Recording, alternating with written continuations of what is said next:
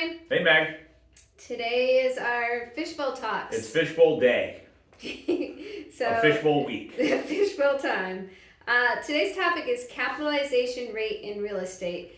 Yeah. Can you explain what that is to us? Well, I'm guessing you got that because we've had so many investors call us recently, and we're just interacting with them on so many different things. We have been getting a lot of investment calls. Right. And so we're talking to investors, and some of them are seasoned, some of them are novice. And so sometimes you get lost in the lingo a little bit. And one part of that lingo is what we call the capitalization rate, right? Mm-hmm. Otherwise known as the cap rate. And basically, the cap rate is designed to be like a really simple way of determining whether or not an investment might be a good investment. And it's not in depth. You still need to do more research beyond the cap rate, but it's a good thing that you can look at right off the bat and just sort of weed out the wheat from the chaff, if you will, right? Mm-hmm. And so basically what the capitalization rate is in essence, it is the gross return on the asset, on the house or whatever. Okay. So the way that you arrive at capitalization rate is relatively easy to understand, and that is you take the gross annual rent and then you divide it by the purchase price, and that equals your capitalization rate. Mm-hmm. As an example, I just did the math, so I'm not a math genius, but I remember this because I just did it very recently. So if you if your purchase price is $100,000, and if your rent is $1,000 per month, right? Mm-hmm. So $1,000 per month times 12 months in a year is $12,000.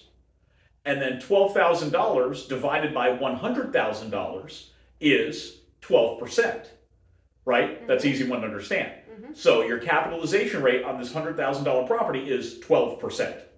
Okay. That's it. Now, again, the capitalization rate does not take into account expenses. It's just that top line. It's here's what I paid for the price, and here is the gross rent that I would expect to make. So it's just a rough figure that you can look at to determine if it's a reasonable opportunity or not. Okay. And one last thing. I'll shut up after No, this. you're fine. So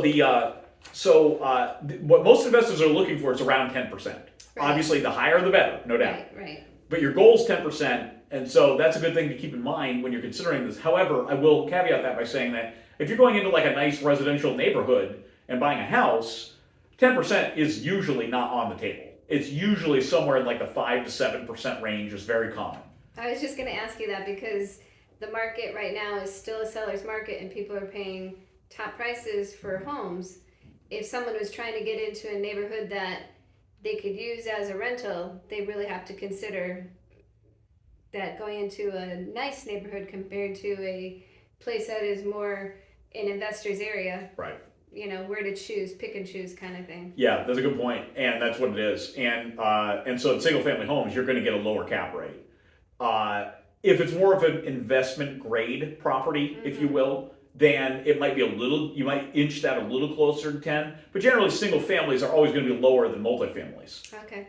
And I don't know if it relates to any other question yet, but not to get ahead, but as an investor, or when you're looking at multifamilies, I think as you go away from single families into duplexes, triplexes, quadplexes, and beyond, the more units in the piece of real estate, the more that the value is derived from the income, because it's now more of it transitions from being a home to an investment, and a home, an end user buyer might be willing to pay a premium for that home that transcends the rental income, because often they're not buying it for rent, they're buying it to live in it. And so they care about schools, they care about convenience, they care about, all the things that you care about in a home, the mm-hmm. size of the lot, the neighborhood, and who knows, all kinds of stuff. Right. So you're willing to pay a premium for those things that have nothing to do with the income that it might generate. Whereas if you buy a duplex or a triplex or a quadplex, those are all factors that you might consider as well. However, your primary consideration is that cap rate, is that return that you're going to get on that investment. Right. So the income that's derived from that property is much more significant of a factor in the ultimate value of that property. Anyway, I'll shut up on that. I think you should write a book now. Because the only reason it's on my mind and we're talking about it, and you have the question, is because so many There've been a lot it's just of amazing. It's amazing how many investors are not only looking for opportunities, but unloading opportunities as well. So if you are looking for an opportunity, let us know, because we're generating a lot of them. We are. And if you are an investor that holds properties and you want to take advantage of the greatest market of all time with the highest prices that we've ever seen, call us also, because we also have people looking to buy those things. Right. So it could be a match made in heaven. Do we have an update on the mortgage rate today? I thought I saw something say that it changed again today, but I didn't see it today, Meg, but I think a week or so ago, I said it was like 4.75 or around there. And, I know obviously we're steeped in it, so we see mortgage rates all the time. I remember at the beginning of like 2021, mortgage rates were under 3%. Yeah.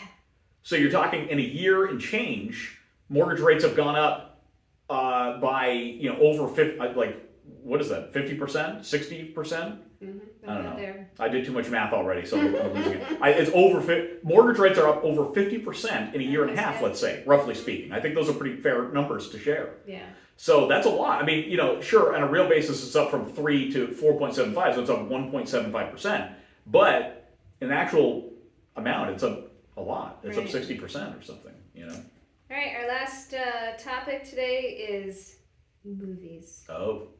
So they announced today for the summer blast of movies what's coming out. Top Gun 2, finally. My man Tom Cruise. Finally. Yep. So the premise of this is that Goose's son has joined the Naval Academy and is a pilot kind of thing, and he's gone to Top Gun and he wants to be a pilot, and he's going to meet Maverick. He's going to meet the Mav.